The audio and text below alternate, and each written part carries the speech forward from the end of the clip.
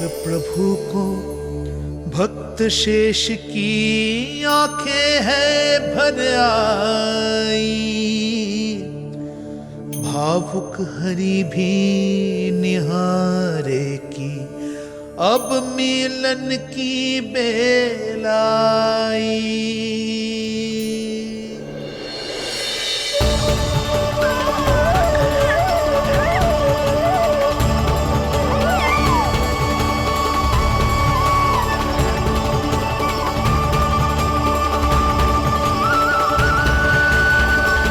प्रभु, आपके दर्शन पाकर मैं धन्य हो गया। प्रभु नहीं, छोटा भाई पुकारो शेष। ये कैसे संभव है? आप नारायण हैं, मेरे प्रभु। ये जानते हुए भी मैं आपसे बड़ा कैसे बन सकता हूँ? हर दुविधा की तरह इसका भी समाधान है शेष। अब तो हम एक दूसरे से मिल भी चुके हैं।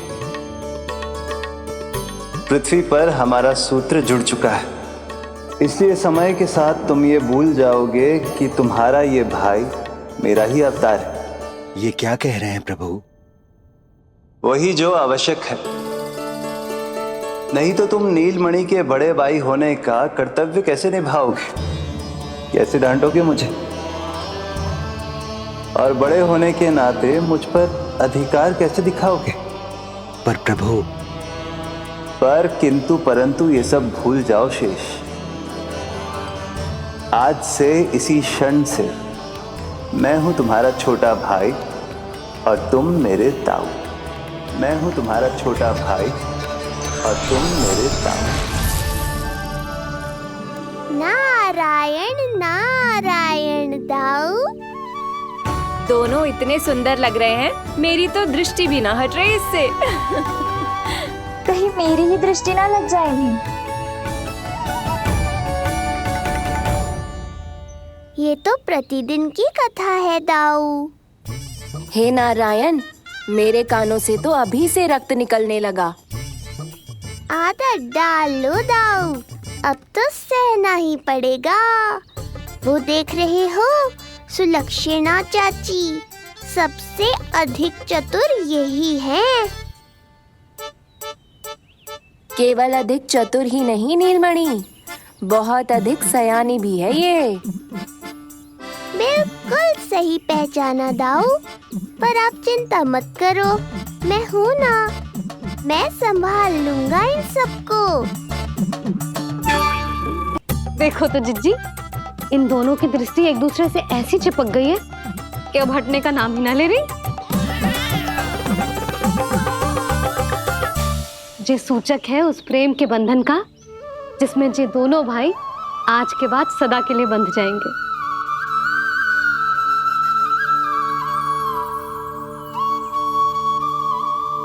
मुझसे भूल हो गई यशोदा, मैंने इन दोनों को पहले ही मिलवा देना चाहिए था।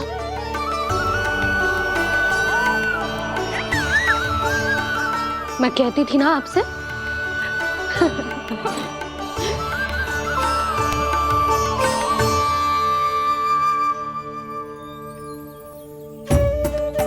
आई मैं।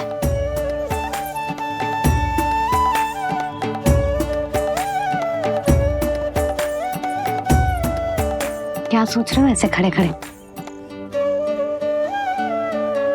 देख रहा हूं दोनों भाइयों का ये मिलन किसी त्योहार से कम थोड़ी ना। सही कहा था तुमने।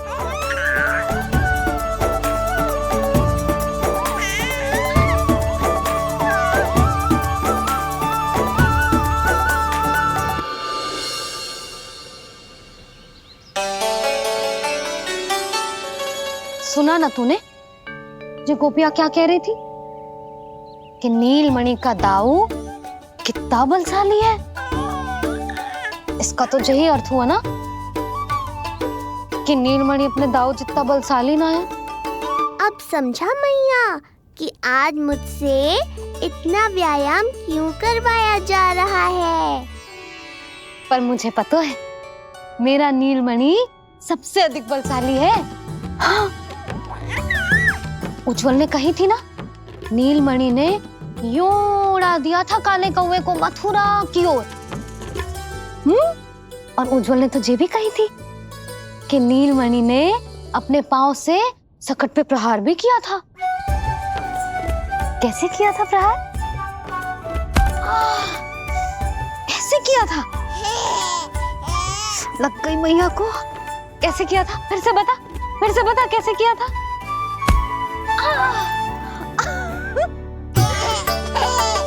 मेरे लल्ला में कितना बल है, मैया को ही ढकेल दियो पीछे। अच्छा ही है कि आप उज्जवल के कहे को गंभीरता से नहीं ले रही, नहीं तो आपका ये रूप मैं कैसे देख पाता मैया। फिर से बता कैसे मारा था? कैसे मारा था?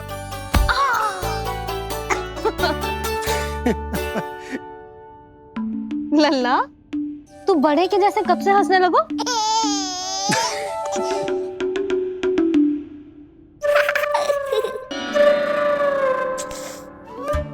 आप यहाँ क्या कर रहे हो?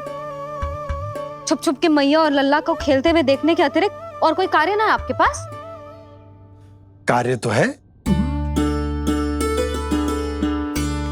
पर यह अधिकार भी है कि मैं अपनी बड़ी सी पत्नी को अपने छोटे से लल्ला के साथ छोटे बालकों की तरह व्यवहार करते हुए देखूं। अब देख लियो ना, अब जाओ अपना कार्य करो। कार्य तो कर लूंगा, परंतु मेरा पेट मुझसे कह रहा है कि इसे भूख लगी। भूख लग गई? भोजन का समय होगा। अभी लगाती हूँ भोजन।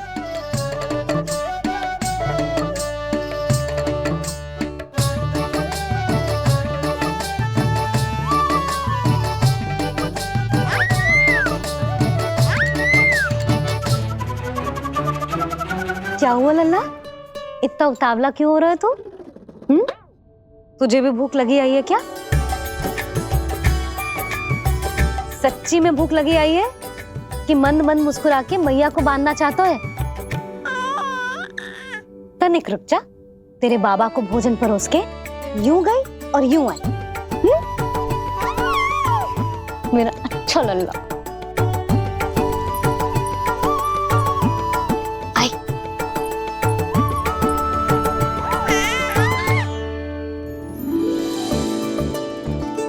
आज केवल रोटी है खाने में? ना, दाल है ना, तरकारी भी है, दही है, लड्डू भी है। तो दाल ले आओ। अभी लाई है।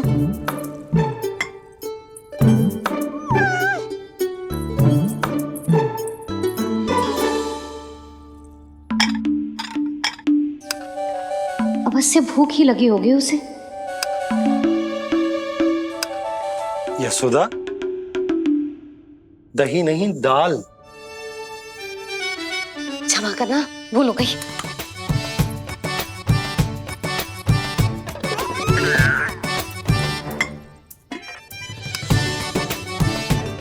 यशोदा, दाल दाल।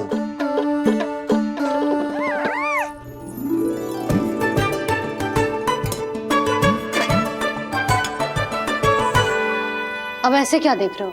बोला ना भूल हो गई। सब मिला के खा लो, पेट में तो मिलना ही है। थोड़े चावल मिलेंगे? हाँ मिलेंगे, अवश्य मिलेंगे।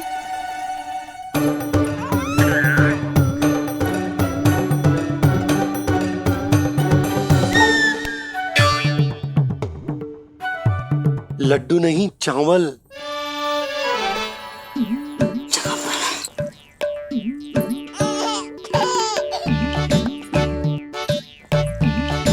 हंस क्या रहे हो जी?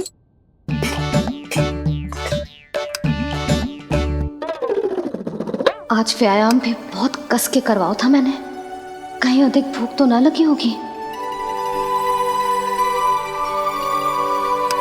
सच्ची यशोदा, बिल्कुल ना बदले तुम। पहले रामू की चिंता में व्याकुल रहती थी और अब हम नीलमणि में तुम्हारा मन लगा रहता। हाँ तो लल्ला भूखा हो और मैया का मन व्याकुल भी ना हो, ऐसा हो सकता है भला? फिर तो दूध पिला दो ना उसको। जाऊं? शीघ्र जाओ। किंतु आप तो खा रहे हो ना पतिदेव। वही तो यशोदा, मैं खा रहा हूं, किंतु वो भूखो है। जाओ। ठीक है। यहाँ थे तो लल्ला की भूख के लिए चिंतित थी, अब वहां जाएगी तो पक्का मेरे भोजन के बारे में चिंता करेगी। कहीं आधे ही भूख में ना उठ जाए तेरे बाबा, उन्हें कुछ और चाहिए होगा तो? सही कहा था बाबा ने, वहाँ मेरी चिंता थी, यहाँ बाबा की चिंता है। सच्ची मैया, अनोखी हो आप। अरे इतने से पेट भर गया तेरा? ना, ये वाली मुस्कुराहट तो मत ही दिखा मुझे। इतनी शीघ्र तेरा पेट भर ही ना सकता। मैया जानती है अपने लल्ला की भूख।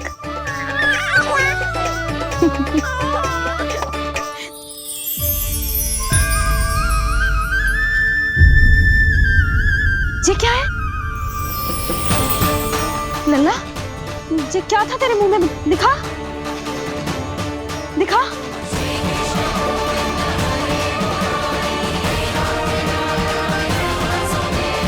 मैया को सब पता है, इतनी जल्दी तेरा पेट भर ही ना सकता।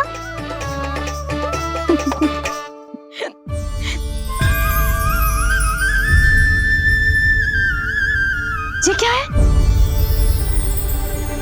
लल्ला? ये क्या था तेरे मुंह में? दिखा। ओहो, मैं तो भूल ही गया था कि मेरे भीतर ही तो सारी सृष्टि समाई हुई है। मैया ने उसकी झलक देख ली, अब क्या होगा? क्या हुआ यशोदा? सुनो जी, जी हमारे लल्ला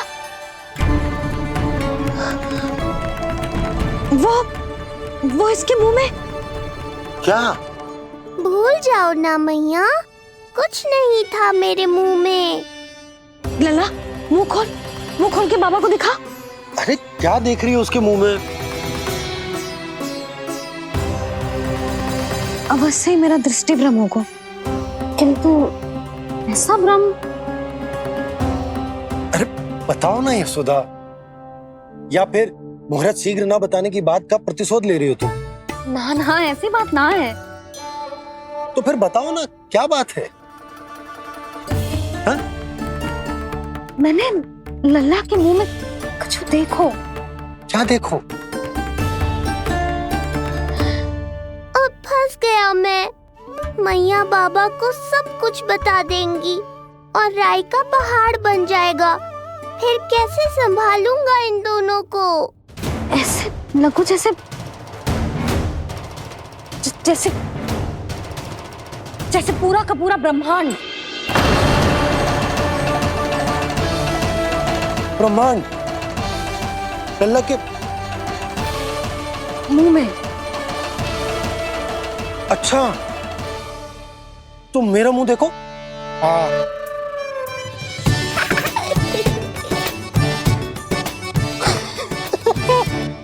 ब्रह्मा। यशोदा, मुझे पता था आप मेरा उपहास उड़ाओगे। अरे नहीं, तुम देखो तो सही।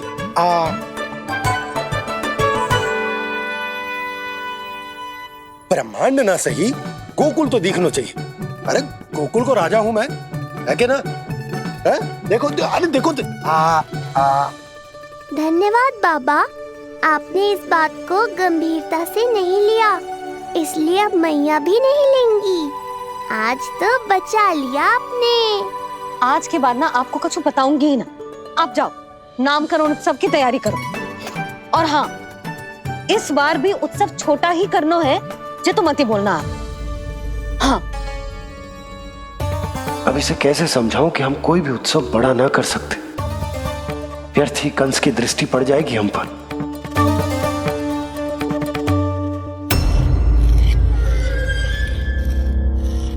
लगता है आपके सैनिक और तलवार दोनों की धार कुंद पड़ गई है महाराज। महाराज, मुझे भय था कि कहीं ऋषि गर्ग मुझे श्राप ना दे दे।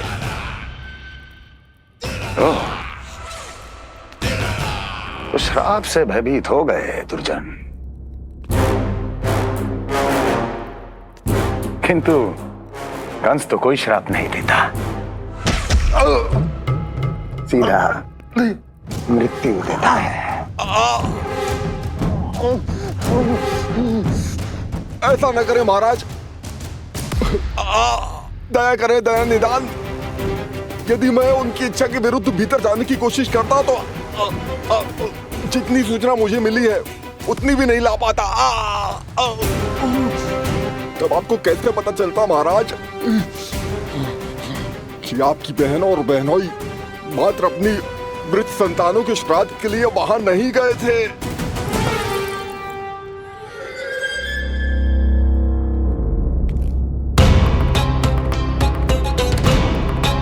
आगे बोलो। पूरी तरह तो नहीं सुन पाया महाराज, किंतु मैंने स्वयं अपने नेत्रों से देखा है महाराज। राजकुमारी देवकी ने ऋषि गर्ग के हाथ में कुछ दिया था। ये सत्य है महाराज, और ऋषि गर्ग ने उन दोनों को वचन भी दिया था। सही समय की प्रतीक्षा कीजिए राजन, आपके दोनों कार्य पूर्ण होंगे।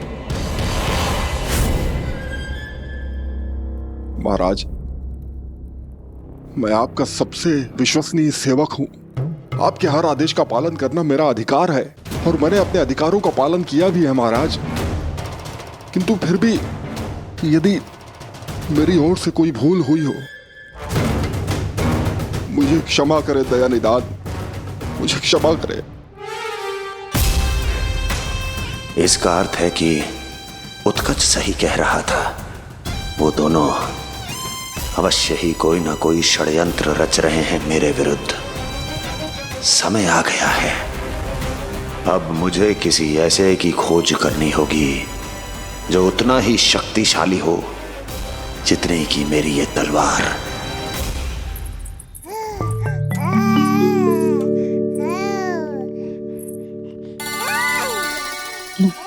अभी से पुकारने लगो जी, अभी तो आई हो रसोई में।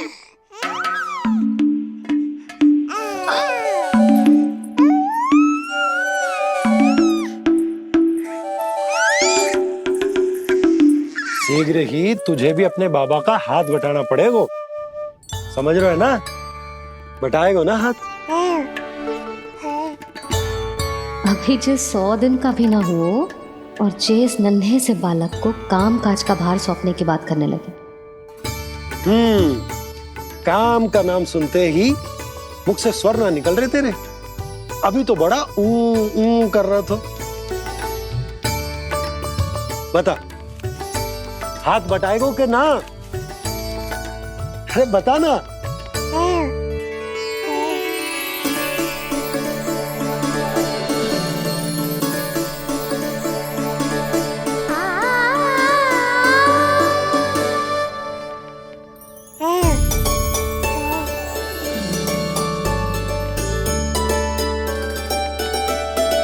कल तू पूरा 100 दिन को हो जाएगा लल्ला। पंडित जी आएंगे, तुझे नया नाम मिलेगा। देखो तो मन में तो इनके भी कितना उत्साह भरो है, बस दृष्टि में मैं ही आती हूँ। और कल तुझे वो नाम मिलेगा लल्ला जिससे पूरा संसार तुझे पहचानेगा।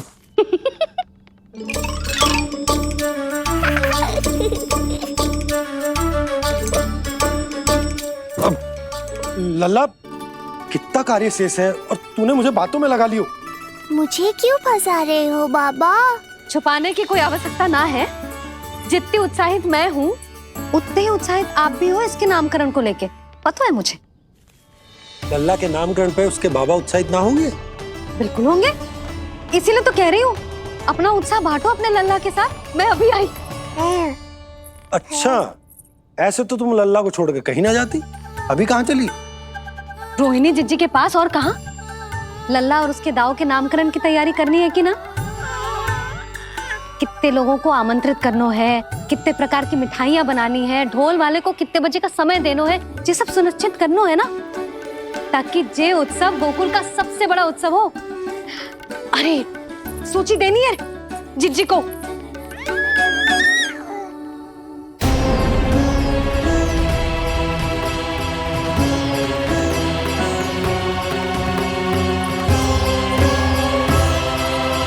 सबकी कोई आवश्यकता ना है।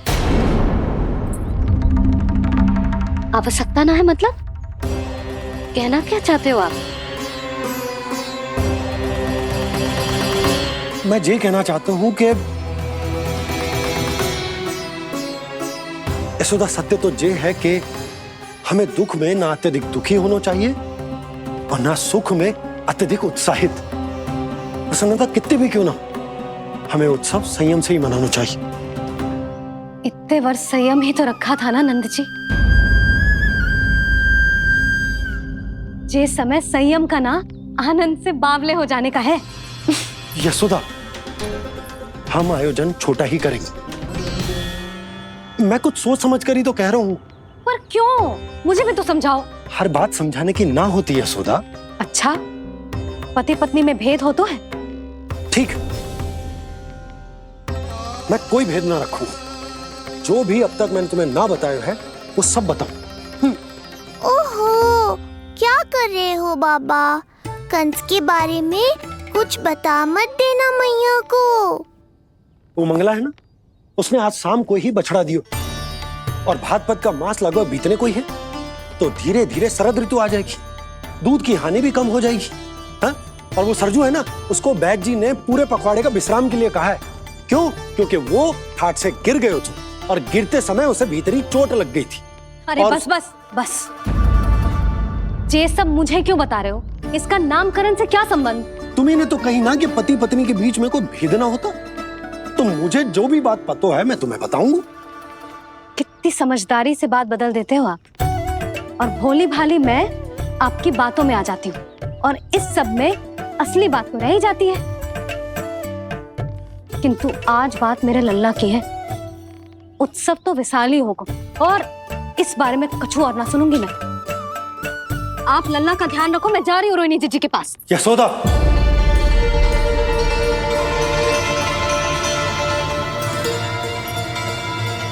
बात केवल सुनने की ना होती, उसे समझना भी पड़ता है।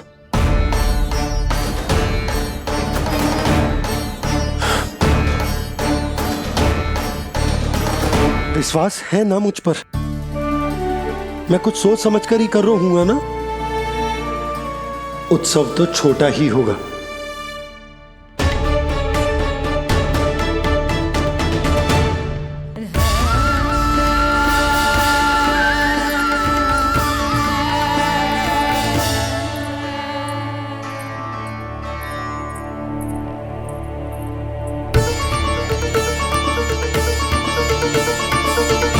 क्षमा करना लल्ला, तेरी मैया को डांटना पड़ गया। आपको मेरी सुरक्षा की चिंता है बाबा, समझता हूँ मैं, इसलिए आपने ये निर्णय लिया है। समझ में नहीं आता, कब कौन सा निर्णय क्यों लेते हैं आप? यदि कंस को समझना इतना आसान होता तो कंस नहीं होता। ये नया सिंहासन उसके लिए है जो मेरा विश्वास पात्र बनेगा। मेरे दाहिने हाथ की तरह मेरे मन के सबसे निकट होगा वो। मंत्री परिषद में विशेष स्थान की प्राप्ति होगी। मेरे बाद पूरे राज्य के लिए उसी का वचन होगा। शासन। किंतु ये अधिकार केवल उसे प्राप्त होगा जो मेरी परीक्षा में उत्तीर्ण होगा, मेरा सबसे महत्वपूर्ण कार्य करेगा वो।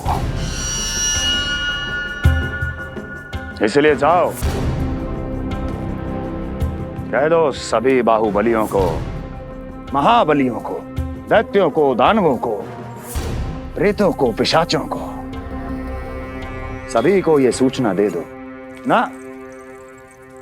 ना ना ना, सूचना नहीं, चुनौती दो कि यदि साहस है तो आए, मेरी परीक्षा में उत्तीर्ण हो और इस सिंहासन पर बैठने का अधिकार प्राप्त कर ले। जाओ। और हां, ये अवश्य कहना कि केवल वही आए जिनके हृदय में साहस का ज्वालामुखी धधकता हो, जिनकी तलवारें पर्वतों का सीना चीरने को व्याकुल हो, जिनकी संकल्प शक्ति इतनी दृढ़ हो कि मृत्यु से टक्कर ले लें। कायर नहीं चाहिए मुझे।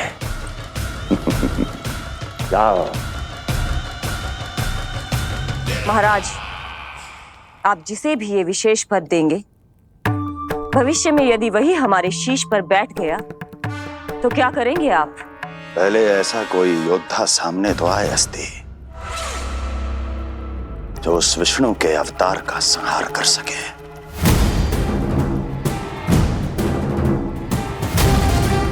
और जहां तक प्रश्न है हमारे शीश पर बैठने का, तो स्मरण रखो अस्ति, कंस को अच्छी तरह आता है ऐसे दुस्साहसियों को बीच दरबार में खड़ा करके अपनी उंगलियों के संकेत पर नृत्य करवाना। ता दीर्घ ता और अपना कार्य सिद्ध होने के बाद उनके तन से उनके शीश को उतारना। कंस को भलीभांति आता है।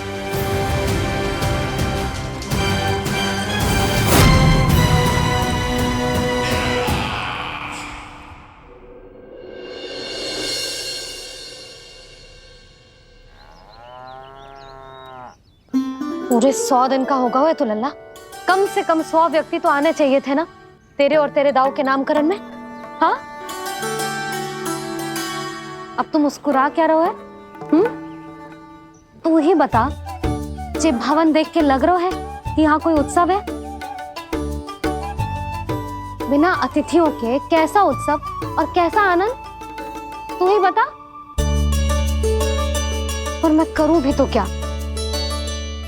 पता है लल्ला, मुझे तो लग रहा है तेरे बाबा ना कंजूस होगा है। नहीं तो भला और क्या समस्या हो सकती है उन्हें बड़े आयोजन से? अरे गोकुल के राजा का लल्ला है तू, राजकुमार। यदि तेरा आयोजन बड़ा ना होगो तो भला किसका होगो?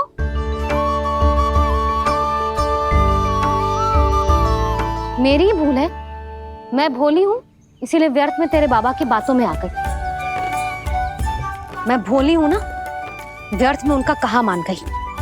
किंतु अब ना मैं कोई मांग रखूंगी, ना मैं उनसे बात करूंगी। और कहे देती हूँ लल्ला, सावधान जो इस बार तू बीच में आया तो। हाँ नहीं तो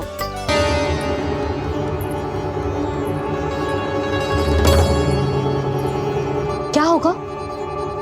हाँ, सब ठीक तो है ना? आप इतनी चिंता में क्यों हो जी? कुछ बुरी सूचना तो ना मिली? अब जे मत ही कहना कि जे भी मुझसे छुपाना पड़ेगा। जो भी है मुझे बताओ। पंडित सदानंद जी महाराज वो नामकरण के लिए ना आ सके। उनकी बिटिया के पांव भारी, उसे लिवाने वो समधियाने गए। ये तो शुभ समाचार है।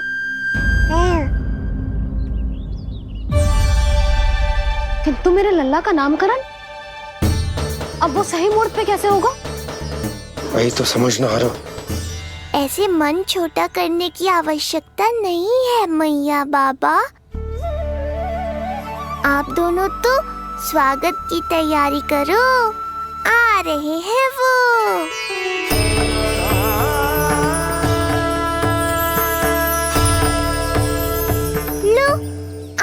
वो जिनकी मुझे प्रतीक्षा थी। आप दोनों व्यर्थ ही चिंता कर रहे थे।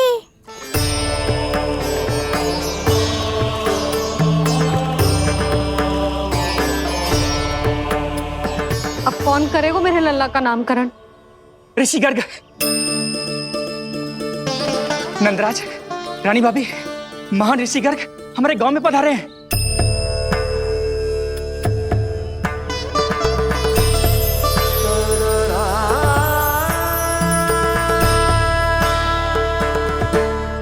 ऋषि गर्ग गोकुल में? हाँ नंदराज, और कह रहे थे उन्हें यादव राज वासुदेव जी ने भेजो है रानी जी के पास। अरे तो तुम लोग खड़े खड़े क्या देख रहे हो? जाओ उनके सत्कार की तैयारी करो। जी यशोदा, उनके स्वागत की तैयारी करो। सुनो जी, वो तो यादवों के कुलगुरु है ना, रोहिणी जीजी के यहाँ हैं, हमारे यहाँ आएंगे। आप देखती जाओ मैया, वो सीधे हमारे घर ही आएंगे।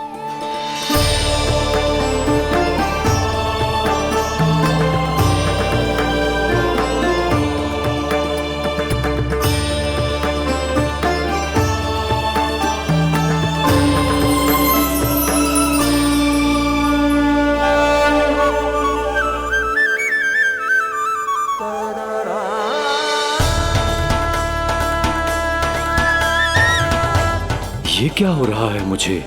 मैं उस भवन की ओर क्यों बढ़ा जा रहा हूँ?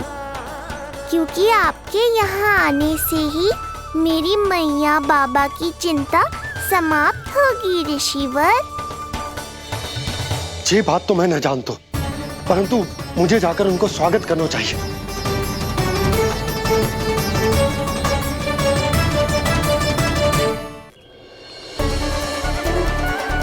गुरुदेव, कल्याण हो। भगवान श्री नारायण के महान भक्त आज हमारे गांव में पधारे। हमारा जीवन सफल है गयो आज। वो भवन आपका है नंदराज? आपके शुभ चरण पड़ेंगे तो हमारा ये भवन पवित्र हो जाएगा। इतने बड़ी ऋषि अगर हमारे घर पधारेंगे तो हमारे तो भाग्य ही संवर जाएंगे। मैया आपके दर्शन को तरस रही है ऋषिवर, संकोच मत कीजिए, अब आप ही जाइए। पधारिए गुरुजी। न जाने क्यों मेरे पांव अपने आप ही आपकी भवन की तरफ जाने को व्याकुल है नंदराज। पधारिए गुरुदेव, आइए।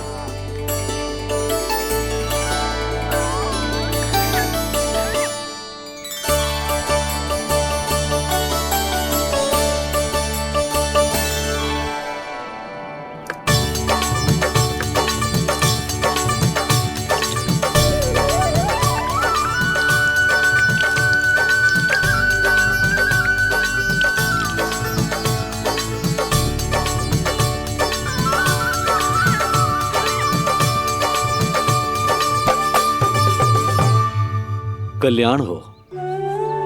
पधारिए।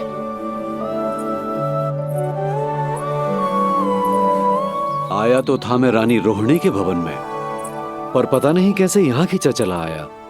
विराजिए गुरुदेव। महाराज, आप इसे भी रोहिणी जीजी का ही घर समझिए, मैं अब भी बुला कर लाती हूँ। महाराज, ये हमारा सौभाग्य है कि आपने यहाँ आना स्वीकार किया। कहिए, क्या सेवा करूं मैं आपकी? मुझे आपके भाई वासुदेव ने भेजा है नंदराज।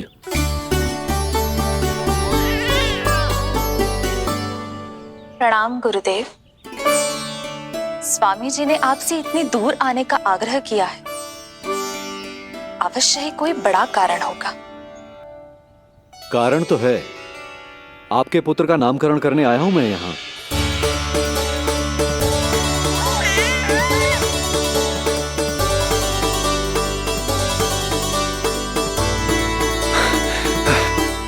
ऋषिवर, तब तो आप अत्यंत ही शुभ दिन पधारे। आज का ही मुहूर्त निकलो है भाभी के लल्ला और हमारे लल्ला के नामकरण के लिए। परंतु पंडित जी गांव से बाहर है, इसीलिए आप। अब तो आप यहाँ आ गए हो, आप हमारे भी लल्ला का नामकरण कर दो ना। पुत्री, ये क्या कह रही हो तुम?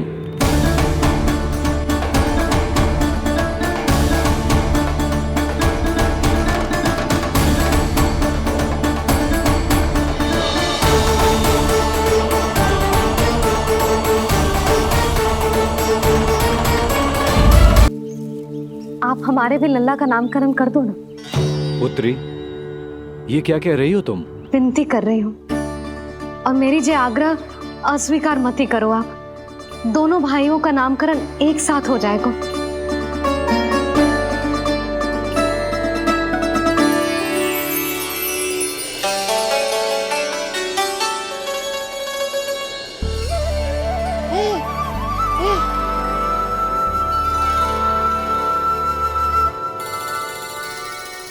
कितने प्यारे और निर्दोष बालक हैं।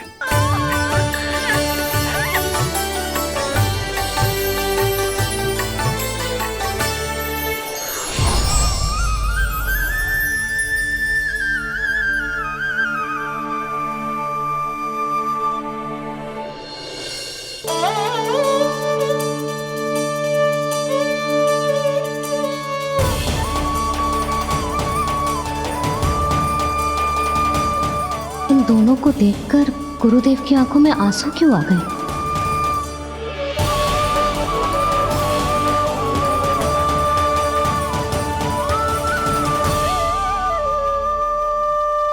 ये क्या कर रहे हैं ऋषिवर? संभालिए अपने आप को, नहीं तो मेरा रहस्य खुल जाएगा आज। अरे ऋषिवर, हाथ मत जोड़िए। इससे पहले कि गड़बड़ हो जाए, अपनी नमस्कार मुद्रा को आशीर्वाद मुद्रा में बदल दीजिए। बात को समझिए। मैंने ये अवतार मैया और लल्ला के अद्भुत संबंध का अनुभव करने के लिए लिया है, पर आपकी भावुकता के कारण यदि मैया को मेरा सत्य पता चल गया तो ये संबंध ही बदल जाएगा।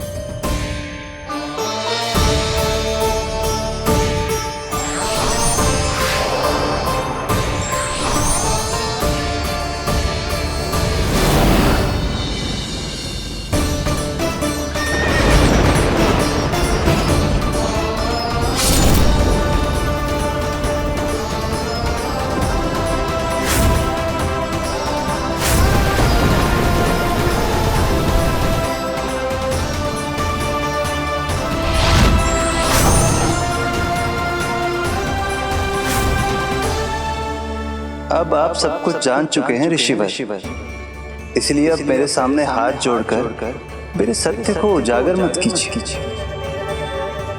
अपने शिष्य वसुदेव के पुत्र के रूप में मुझे आशीर्वाद दीजिए।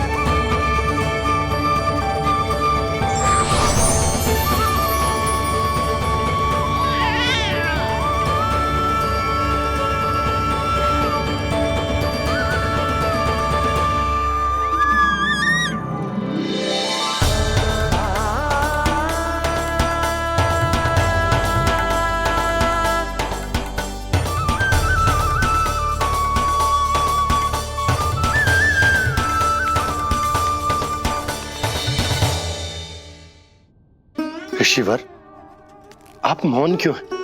और आपकी आंखों में आंसू? सब कुछ ठीक है ना? अब तो आप हमारे लल्ला का नामकरण करोगे ना? इन दोनों का नामकरण करना मेरा सौभाग्य होगा पुत्री।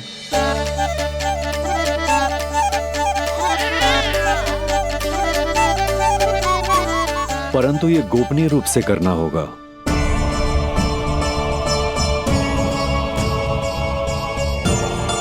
अवश्य ही स्वामी का आग्रह होगा,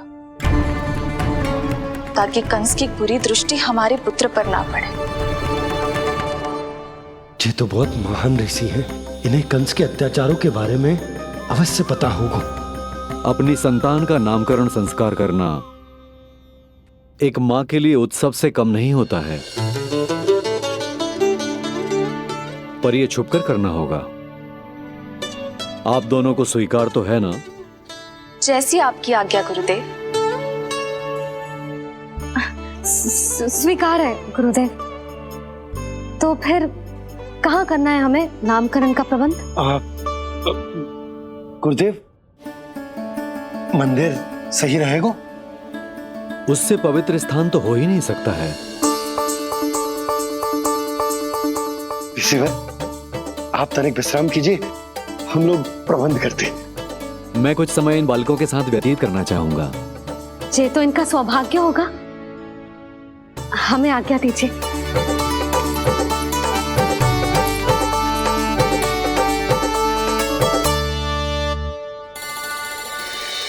प्रभु, स्वयं भगवान होकर भी आपको बंदी गृह में जन्म लेना पड़ा। अब अपनी मां को छोड़कर दूसरी मां के यहां पलना पड़ रहा है। जब से गोकुल आए हैं छुप छुप कर रहना पड़ रहा है। इतनी नन्ही सी अवस्था में दुष्ट कंस के कितने ही आक्रमणों का सामना कर चुके हैं आप।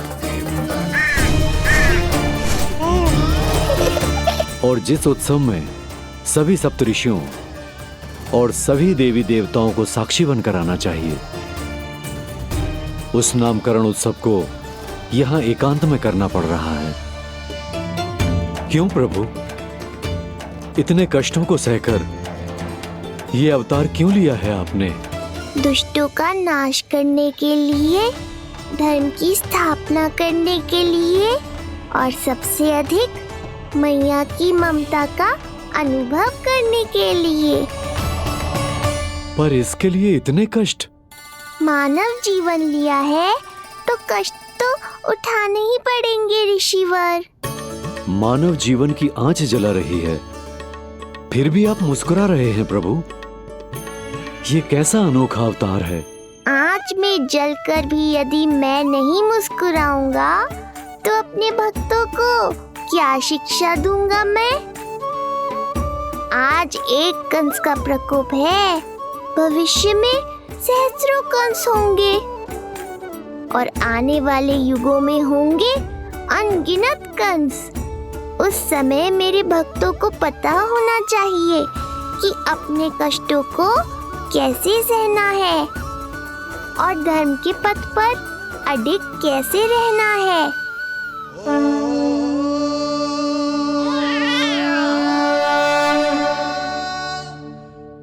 आप धन्य हैं प्रभु। देखा अस्ति, जब सिंह दहाड़ता है तो वन के सभी जीव जंतु इकट्ठे हो ही जाते हैं। वो सब जो मेरा विश्वास पात्र होने का अधिकार और ये सिंहासन पाना चाहते हैं, सामने आए। बुद्धि के बिना बल अपंग होता है महाराज, और मेरे पास बुद्धि और बल दोनों हैं। आप केवल आदेश दीजिए किसका संहार करना है।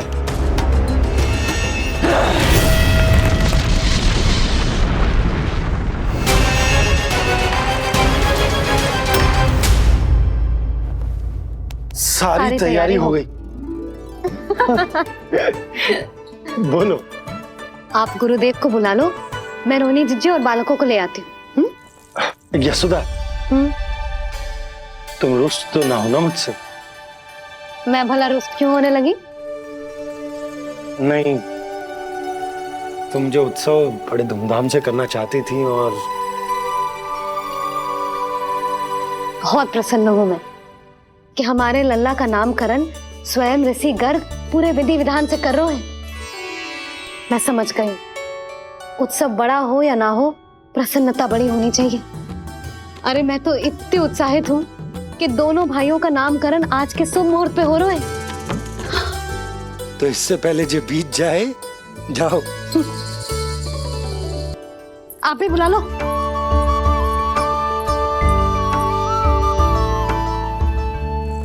यहाँ सब के सब एक से बढ़कर एक है, तो फिर अपने कार्य के लिए किसका चुनाव सबसे पहले करूं?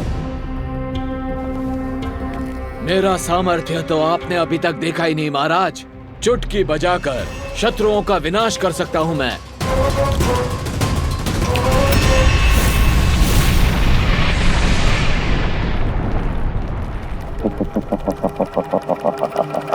वाह! किंतु आपने तो बताया ही नहीं कि करना क्या है। वध करना है, एक नवजात बालक का वध। उसे साधारण बालक मत समझना। गोकुल में नंद के घर पल रहा वो बालक विष्णु का अवतार है।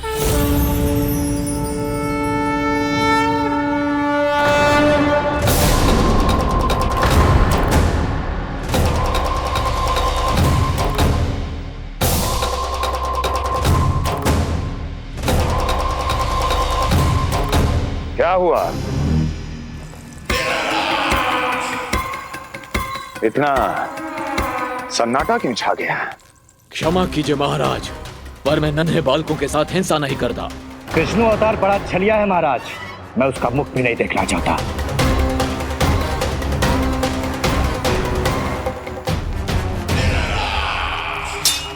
जाने दो इन्हें। वैसे भी इस सिंहासन के लिए मुझे कायरों की कोई आवश्यकता नहीं। जाने दो।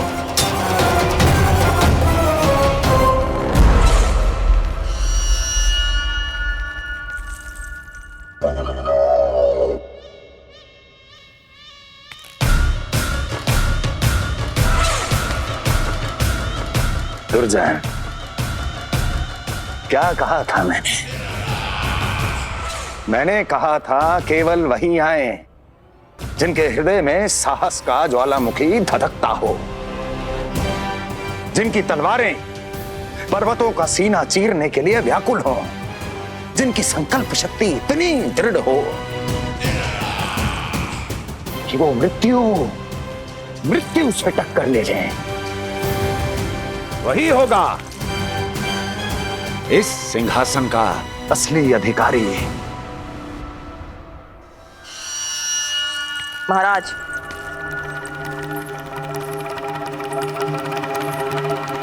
ना तो आपके दिए इस सम्मान का कोई मूल्य रह गया है और ना ही आपके भय का। अभी अभी आपने ही कहा था ना कि जब वन में कोई सिंह दहाड़ता है तो उस वन के सभी जीव जंतु एक जगह एकत्रित हो जाते हैं, परंतु उसी वन में जब कोई बब्बर सिंह दहाड़ता है तो वही जीव जंतु भय के मारे इधर उधर भागने लगते हैं।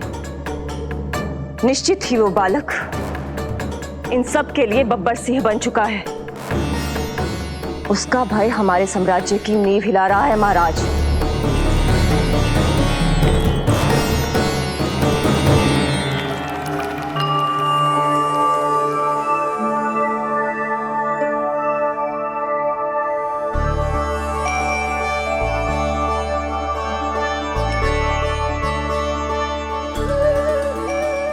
हे नारायण, मेरा मार्गदर्शन कीजिए।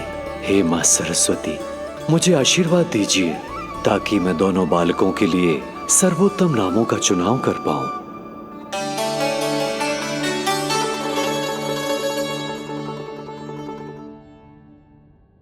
आपके पुत्र को बड़े भाई के कर्तव्य का निर्वाह करना है और इस दायित्व को प्रभु श्री राम से अच्छा किसने निभाया है?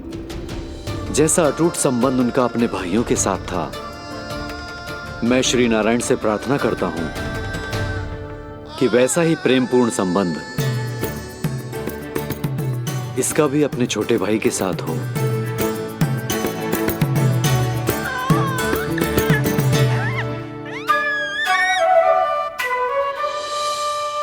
इसीलिए इसका नाम राम हो। इसीलिए इसका नाम राम, इसीलिए इसका नाम राम।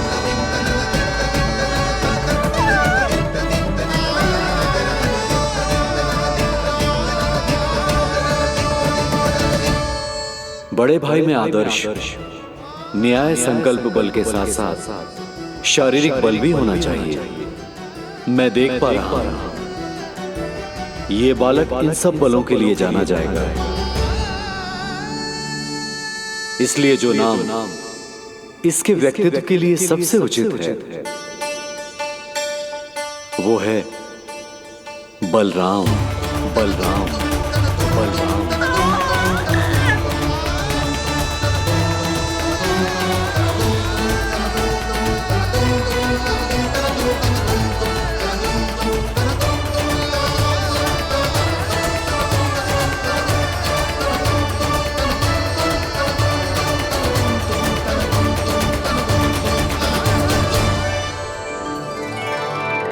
बलराम।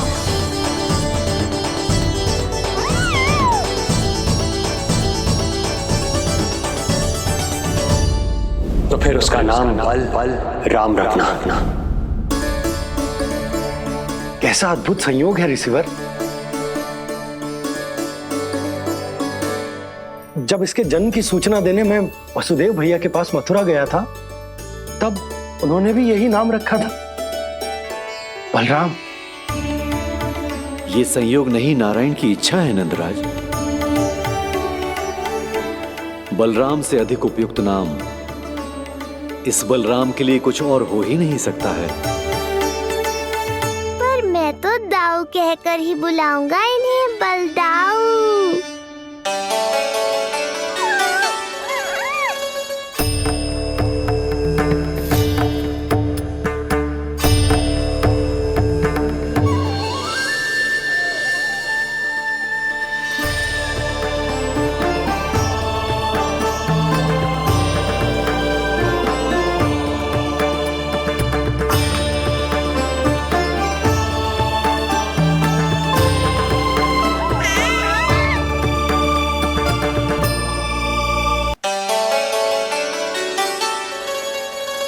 सुना पुत्र, आज से तुम्हारा नाम होगा बलराम। बलराम बलराम।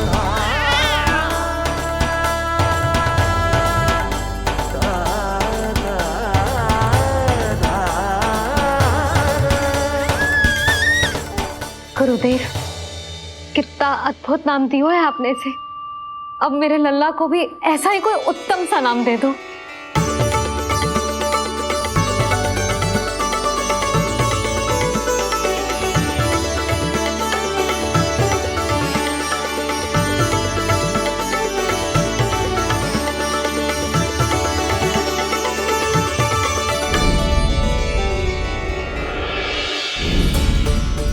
ये कठिन दायित्व आपने ही मुझे सौंपा है प्रभु।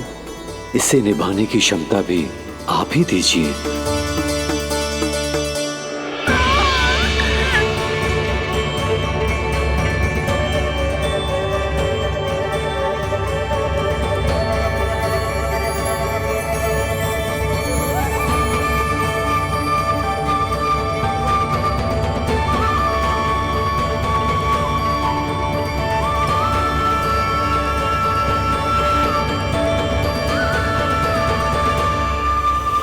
कृष्ण कृष्ण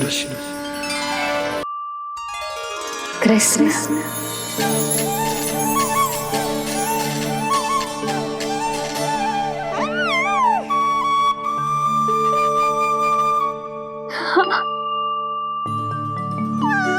और जो मानवता के शत्रु हैं उनके जीवन में ये नाम अशांति, असुरक्षा, भय उत्पन्न करेगा। पर सात्विक प्रवृत्ति के व्यक्तियों के लिए ये नाम शांति, संतोष और सुख का सूचक होगा।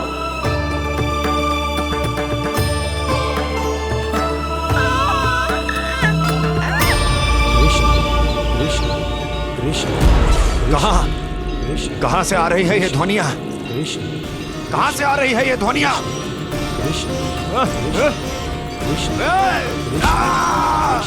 स्वामी, महाराज।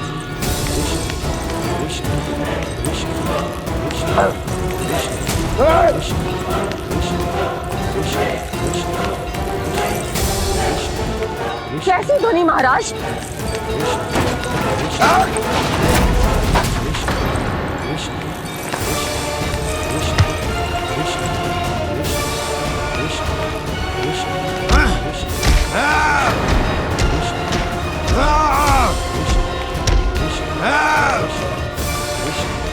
स्वामी, कृष्ण।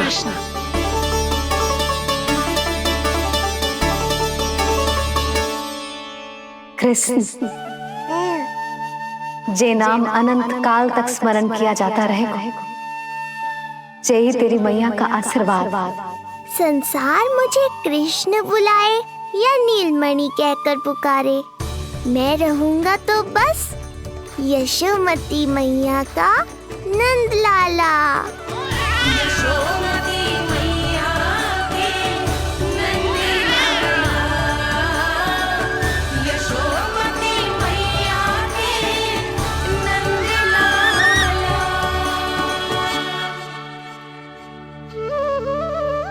गुरुदेव, आपने मेरे लल्ला को इतना प्यारा नाम दिया है, उसके लिए आपका बहुत बहुत धन्यवाद।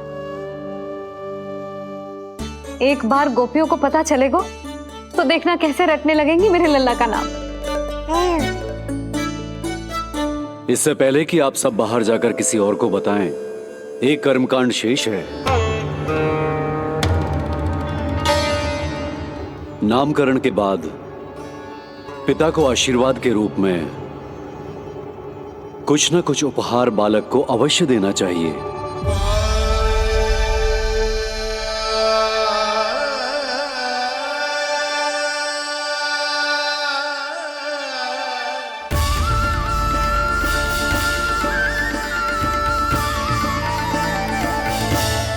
मैं क्या दूं?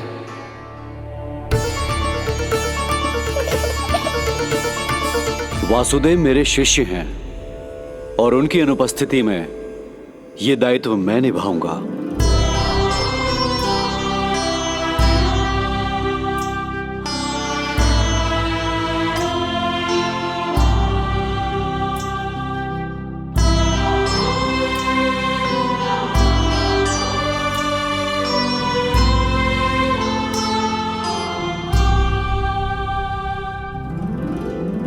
इसे अपने पिता की ओर से स्वीकार करो पुत्र।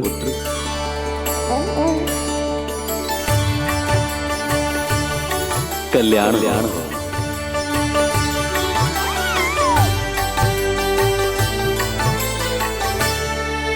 क्या दूं मैं इसे?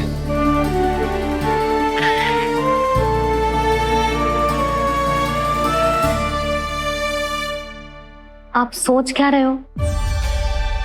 आशीर्वाद दो ना अपने कृष्ण को। अच्छा, सोच रहा हूं कि लल्ला को क्या दूं?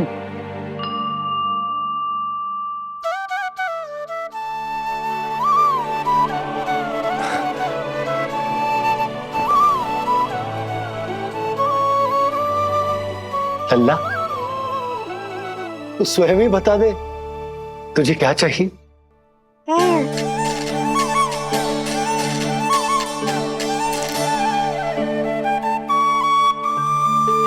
देखो जी, लल्ला ने ही आपकी उलझन समाप्त कर दी।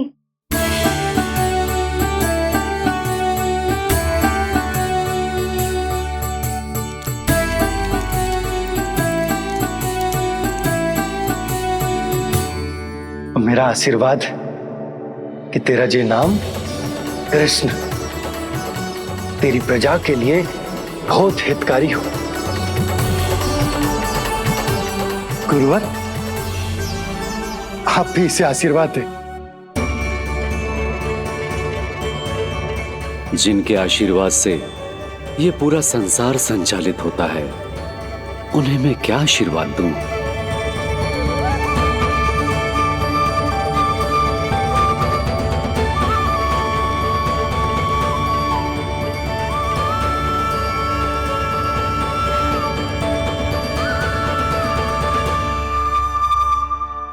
आपने तो मुझे मेरा नाम दिया है ऋषिवर। ये तो मेरा सौभाग्य था प्रभु कि आपने इस कार्य के लिए मुझे चुना। पर आपका कार्य अभी समाप्त नहीं हुआ ऋषिवर। एक विनती और है मेरी। आज्ञा दीजिए प्रभु, क्या करना होगा मुझे? बाबा को मेरी वास्तविक पहचान बतानी होगी आपको, और इन्हें इस बात के लिए मनाना होगा कि ये मैया को कभी भी मेरा सत्य पता ना चलने दे। पर प्रभु, मैं ये कैसे कर पाऊंगा? आप ही कर पाएंगे ऋषिवर, क्योंकि अब आप इस कृष्ण अवतार के मुख्य उद्देश्य को जानते हैं। बंद करो, बंद करो ये ध्वनिया। कौन सी ध्वनिया? ये ध्वनिया बंद करो, बंद करो। क्या सुनाई दे रहा है आप? ये शब्द जो मेरे कानों में गूंज रहा है। भारत समझिए। रुक जाइए। मुझे महाराज।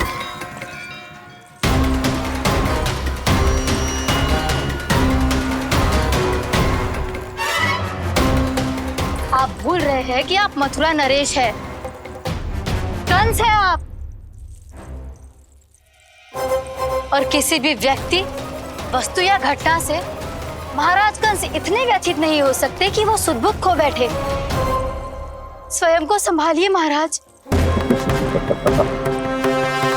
बंद हो गई, बंद हो गई, बंद हो गया वो स्वर, बंद हो गई वो ध्वनिया। रात्रि, यूं मत सोचना कि मैं तुम्हें सुन नहीं रहा था। तुम सत्य कह रही हो। मैं कंस हूं। किसी भी व्यक्ति, वस्तु या घटना से व्यथित नहीं हो सकता। दुर्जन! जी महाराज। इस सिंहासन को पुनः स्थापित करो। यदि कोई भी योग्य इसे स्वयं सिद्ध करने नहीं आता तो मुझे पता है मुझे क्या करना है, कैसे उस दुष्ट बालक का संहार करना है। मैं भली भांति जानता हूं। ये दायित्व आपको ही निभाना होगा ऋषिवर। इससे 2 लाभ होंगे। एक तो मेरे बाबा कंस के कारण होने वाली चिंता से मुक्त हो जाएंगे और आवश्यकता पड़ने पर मेरी पहचान को मैया से सुरक्षित रखने में सहायता भी करेंगे।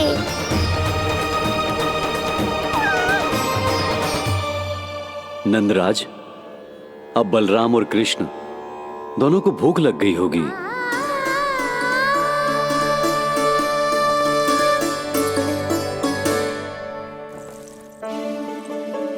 प्रणाम गुरुदेव। प्रणाम गुरुदेव।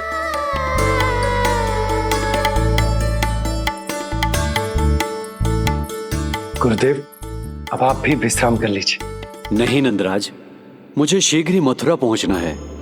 राजा वासुदेव और रानी देवकी मेरी प्रतीक्षा कर रहे होंगे। पर इससे पहले कि मैं जाऊं, मुझे आपको कुछ बताना है।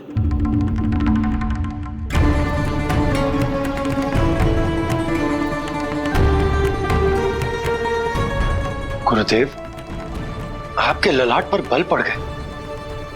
सब कुछ ठीक तो है ना? कहीं आप मुझे कंस के बारे में तो ना बताना चाहते? गुरुदेव, मैं जानता हूं कि कंस नवजात शिशुओं की हत्या करवा रहा है।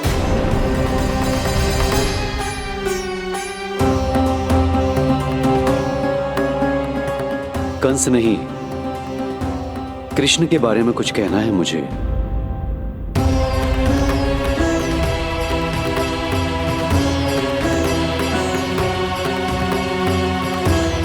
बताइए गुरुवर। मैं एक ऐसा सत्य बताने जा रहा हूं नंदराज, जो है तो वरदान, पर उसे स्वीकारना आपके लिए बहुत कठिन होगा। गुरुदेव, आप जो कह रहे हैं वो मैं समझ ना पा रहा हूं। बताइए ना।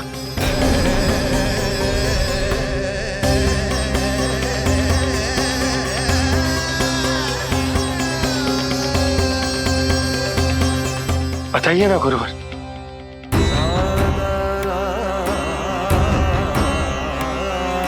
सत्य यह है नंदराज, कृष्ण राजा वासुदेव के पुत्र हैं। कृष्ण राजा वासुदेव के पुत्र हैं। कृष्ण राजा वासुदेव के पुत्र हैं।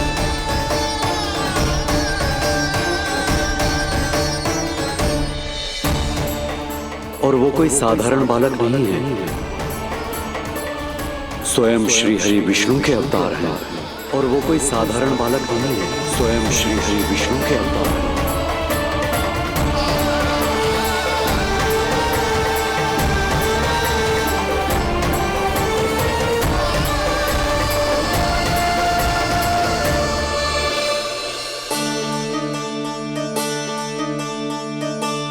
कछु विचित्र लग रहा है।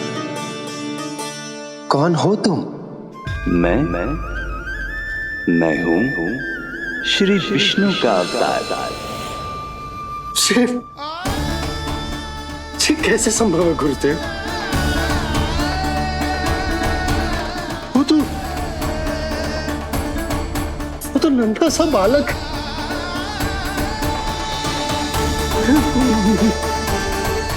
वो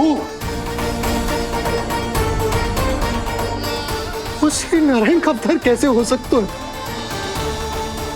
और गुरुदेव, आप ये सोच भी कैसे सकते हैं कि वो मेरा लल्ला वसुदेव भैया का पुत्र है? यही सत्य है नंदराज। पिछले जन्म में मिले वरदान का फल है ये।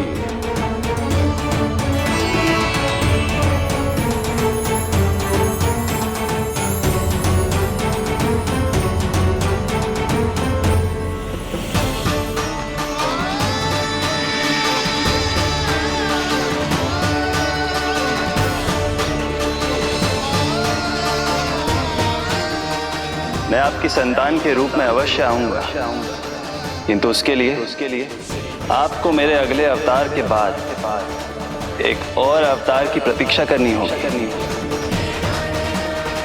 क्योंकि अगले जन्म के लिए मैं पहले ही ये वरदान माता देवकी को दे चुका हूं। इस समय मैं विवश हूं, किंतु मैं आपको वचन देता हूं, आपकी संतान बनकर अवश्य आऊंगा, मैं अवश्य आऊंगा। प्रभु,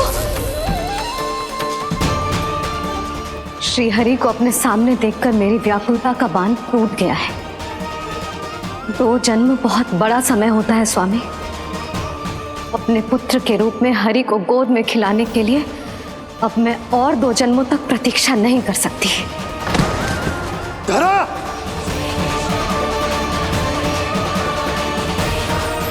माता देवकी को मैं पहले ही वचन दे चुका हूं, इसलिए विधि के विधान के अनुसार मुझे उन्हीं का पुत्र बनकर जन्म लेना होगा। किंतु आपकी आतुरता का अनुभव करने के बाद अब मैं भी आपका स्नेह पाने से स्वयं को और वंचित नहीं रख सकता। ये जो भी हो रहा है प्रभु की ही लीला है। कृष्ण के जन्म के तुरंत बाद भगवान विष्णु के आदेश पर वासुदेव जी के यहां आना पड़ा और आपकी और रानी यशोदा की पुत्री को अपने पुत्र के साथ बदलना पड़ा और इस तरह कृष्ण आपके और रानी यशोदा के पुत्र बन गए।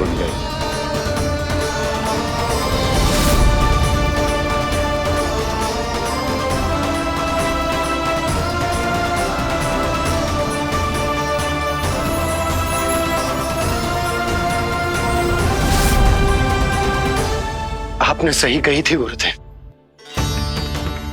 जिस सुनने में तो वरदान ही लगता, पर इसे स्वीकार करना उतना ही कठिन। जब यशोदा को इस बात का पता चलेगा तो उसे कैसा लगेगा? अपने नाम का अर्थ अच्छे से सुनो है ना तूने?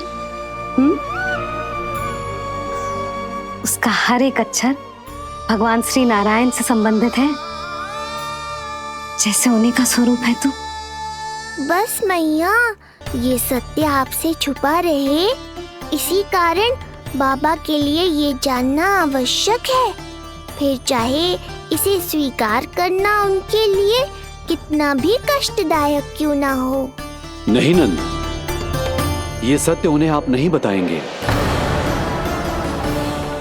स्वयं प्रभु ने मुझसे कहा है किसी और प्राणी को इसके बारे में भनक तक नहीं लगनी चाहिए, और रानी यशोदा को तो बिल्कुल नहीं। गुरुवर, कंस के आक्रमणों की जानकारी यशोदा से पहले ही छुपा कर रखना कठिन था। अब इतना बड़ा सत्य मैं यशोदा से कैसे छुपाऊंगा? आपको छुपाना ही होगा नंदराज, यही प्रभु की इच्छा है।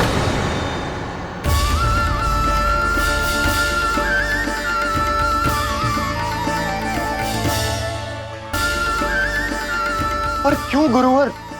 ताकि नारायण अपनी मैया की ममता का अनुभव कर पाए।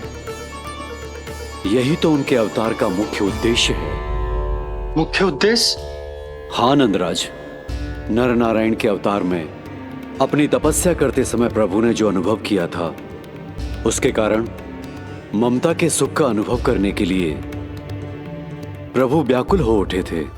ऐसा क्या हुआ था, मुझे भी बताइए। हो सकता है ये बात इस सत्य को स्वीकार करने में मेरी सहायता करे।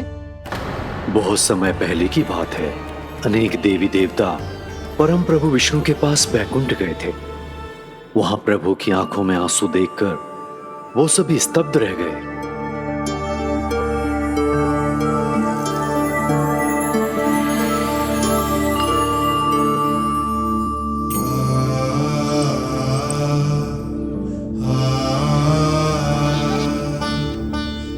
प्रभु, आपकी आंखों में आंसू?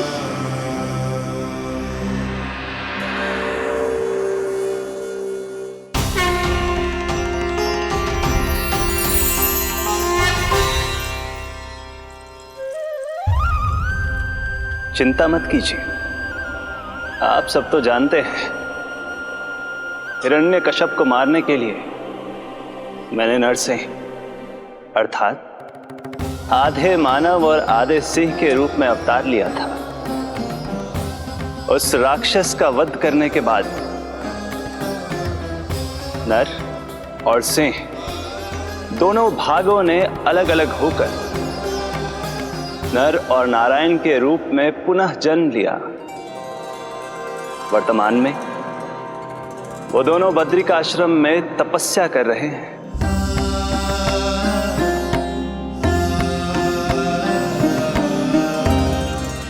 आज उन दोनों ने कुछ ऐसा देखा जिसने मुझे भी भावुक कर दिया।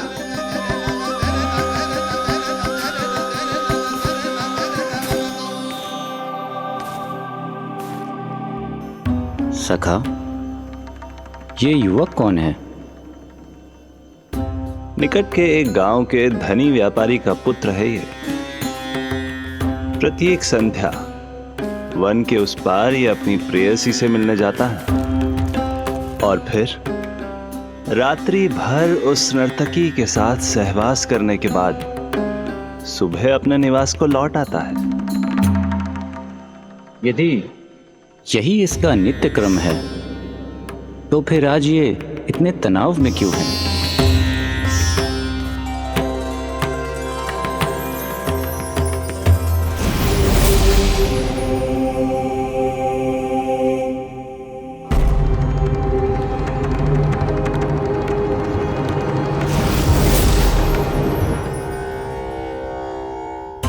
कल रात्रि प्रेम क्रिया के मध्य उस नर्तकी ने इससे पूछा, ये सबसे अधिक प्रेम किससे करता है? जब इसने कहा तुमसे, तो वो बोली, तुम्हें अपने प्रेम को सिद्ध करना होगा। अपनी मां के हृदय को उसके तन से अलग कर मुझे सौंपना होगा। मां का हृदय? क्या हुआ प्रभु? वो लाया अपनी मां का हृदय? ये जिज्ञासा यक्ष प्रश्न बनकर पूरे दिन नर और नारायण के मस्तिष्क में कौंधती रही। उन्होंने संध्या होने तक वहीं नदी किनारे प्रतीक्षा करने का निर्णय लिया ताकि वो ये जान सके कि क्या वो युवक अपनी क्रूर प्रेयसी को छोड़ेगा या वासना में अंधा होकर अपनी ही माता की हत्या करने का जघन्य अपराध करेगा। अब उसके वन पार करने का समय बीत चुका है। युवक ने विवेक का परिचय दिया है सखा। हे प्रभु, आपका कोटि कोटि धन्यवाद।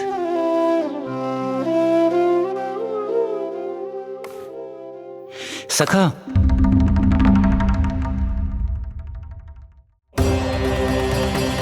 सखा मुझे बताओ, जो अकल्पनीय था कहीं वो घट तो नहीं गया?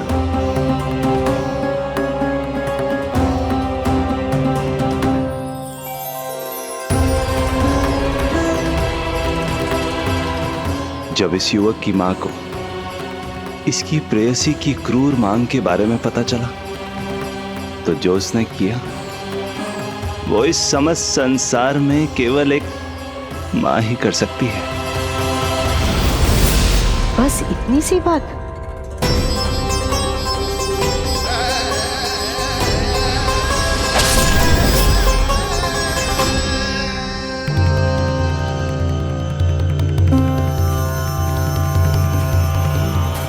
संभाल के मेरे बेटे, कहीं चोट ना लग जाए तुझे। संभाल के मेरे बेटे, कहीं चोट ना लग जाए तुझे। संभाल के मेरे बेटे, कहीं चोट ना लग जाए तुझे। ये तो उसकी मां की पुकार है। मां, मैंने क्या कर दिया मां? मां!